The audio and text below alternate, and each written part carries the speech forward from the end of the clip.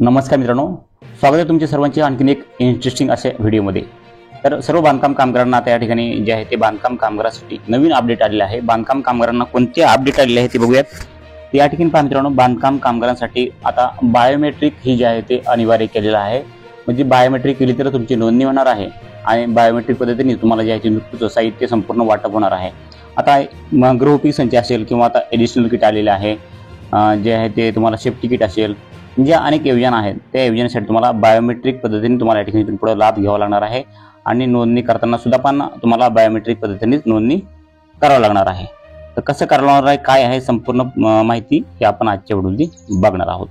मित्रांनो, तुम्ही चॅनलला आणखी सबस्क्राईब केले नसेल तर चॅनलला आता सबस्क्राईब करा, कारण की बांधकाम कामगाराच्या नवीन योजनांविषयी माहिती आपल्या चॅनलवर तुम्हाला भेटत असते। तर या ठिकाणी पहा मित्रांनो, बांधकाम कामगारासाठी नवीन अपडेट काय आहे। बांधकाम कामगाराच्या पाठीशी शासन खंबीरपणे उभे असं म्हणणार आहेत, म्हणजेच कामगार मंत्री आकाश फुंडकर यांनी सांगितलेलं आहे। तर या ठिकाणी मित्रांनो काय पहा, संपूर्ण बातमी काय आहे ते या ठिकाणी बघूयात। तर या ठिकाणी राज्य सरकारने कामगार कृषी आणि शिक्षण क्षेत्रात व्यापक निर्णय घेतलेले असून विविध योजनांची प्रभावी अंमलबजावणी कायदे व धोरण तयार करण्यावर भर देण्यात आला आहे। कामगारांचे हक्क, शेतकऱ्यांची सुरक्षितता आणि विद्यार्थ्यांचे शैक्षणिक भविष्य व सर्व बाबींवर शासनाने ठोस कृती जी आहे ती आरंभलेली आहे। उत्तर कामगार मंत्री आकाश फुंडकर, कृषी मंत्री माणिकराव कोकाटे यांनी, शालेय शिक्षण मंत्री दादाजी भुसे यांनी आज जे आहे ते विधान परिषदेत दिलेली आहे। त्यानंतर काय पहा, त्यानंतर असं आहे की विधान परिषदेत नियम 260 अन्वये विरोधी पक्षनेते अंबादास दानवे यांनी मांडलेल्या प्रस्तावाला उत्तर देताना मंत्री बोलत होते। तर या ठिकाणी कामगार मंत्री आकाश फुंडकर म्हणाले की कामगारांच्या कल्याणासाठी निर्णायक पावले उचलली जात असून राज्यातील बांधकाम कामगारांसाठी 32 कल्याणकारी योजना राबविल्या जात असून त्यापैकी 22 योजना थेट डीबीटीद्वारे लाभ देणारे आहेत। बोगस नोंदणी आणि खोटे ठेकेदार यामुळे होणारे गैरप्रकारावर आळा बसावा म्हणून कामगारांची बायोमेट्रिक नोंदणी सक्तीची करण्यात आली आहे।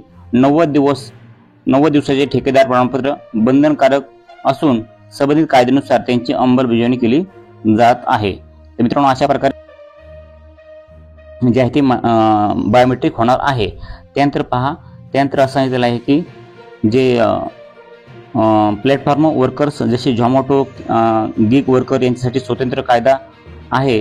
तर या ठिकाणी पहा, करण्याचे काम सुरू असून त्यांना सामाजिक सुरक्षा देण्याची तरतूद या कायद्यात राहणार आहे।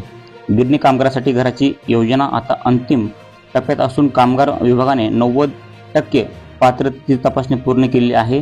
आता गृहनिर्माण विभागामार्फत घर वाटप सुरू आहे।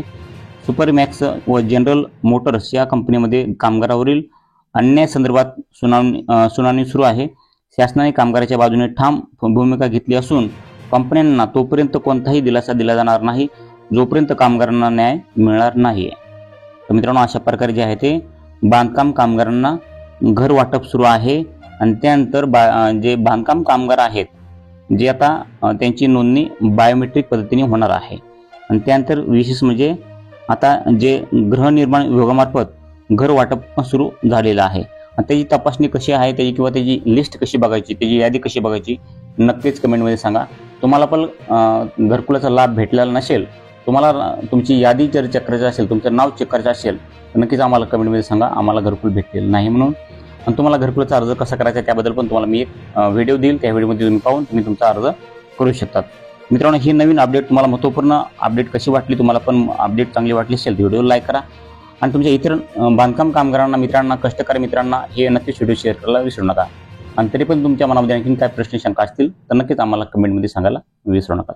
भेटत अशाच नवीन माहितीसह नवीन व्हिडिओमध्ये, तोपर्यंत जय हिंद, जय महाराष्ट्र।